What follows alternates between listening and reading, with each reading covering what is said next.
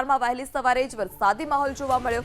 માવઠાની સાથે ગાઢ ધુમ્મસને કારણે વિઝિબિલિટી પણ ઘટી છે। આ સાથે જ 2 દિવસ હજુ પણ માવઠું થાય તેવી પૂરેપૂરી શક્યતા છે। કમોસમી વરસાદની આગાહી હવામાન વિભાગ દ્વારા કરવામાં આવી છે અને હવામાન વિભાગની આગાહી પ્રમાણે જ સાપુતારામાં કમોસમી વરસાદ, ડાંગ જિલ્લામાં સાર્વત્રિક કમોસમી વરસાદ ખાબક્યો હતો। આ સાથે જ ધુમ્મસભર્યું વાતાવરણ પણ જોવા મળ્યું હતું। હજુ પણ આગામી 2 દિવસ માવઠાની આગાહી છે।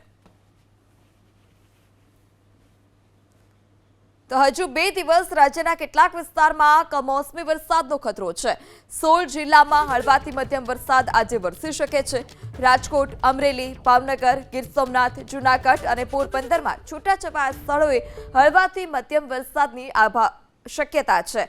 આ તરફ દક્ષિણ ગુજરાતમાં સુરત, વલસાડ, નવસારીમાં પણ ગાજવીજ સાથે વરસાદની આગાહી કરવામાં આવી। જ્યારે કાલે અમરેલી, ભાવનગર સહિત સુરત, તાપી, ડાંગ, વલસાડમાં છૂટાછવાયા સ્થળે ગાજવીજ સાથે વરસાદનું હવામાન વિભાગનું અનુમાન।